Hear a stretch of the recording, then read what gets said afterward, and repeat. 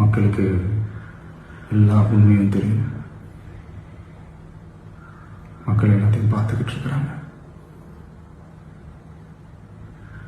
கரூரை சேர்ந்த அந்த மக்கள் அந்த உண்மையெல்லாம் வெளியில் சொல்லும்போது எனக்கு கடவுளே நேரில் வந்து இறங்கி அந்த உண்மைகள்லாம் சொல்கிற மாதிரி எனக்கு தோணுச்சு.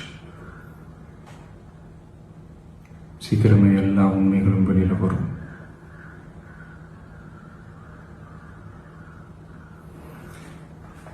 எங்களுக்கு தரப்பட்ட இடத்துல நாங்கள் போய் அந்த அந்த ஸ்பாட்டில் நின்று நாங்கள் பேசிட்டு வந்தோம். அதை தாண்டி எந்த தவறும் எங்கள் சைடில் நாங்கள் எதுவும் செய்யலை.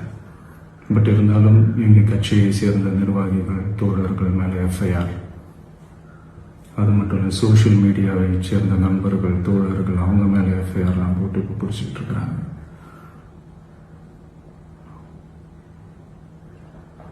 சிஎம் சார், உங்களுக்கு ஏதாவது இந்த பழி வாங்கணும் அப்படின்ற எண்ணம் ஏதாவது இருந்துச்சுன்னா என்ன வேணாலும் பண்ணுங்க. அவங்க மேலே கை வைக்காதீங்க. நான் ஒன்று வீட்டில் இருப்பேன், இல்லை நான் ஆஃபீஸில் இருப்பேன். என்ன வேணாலும் செய்யுங்க. நண்பர்களே, தோழர்களே, நம்மளோட அரசியல் பயணம் இன்னும் ஸ்ட்ராங்காக, இன்னும் தைரியத்தோட கண்டினியூ ஆகும்.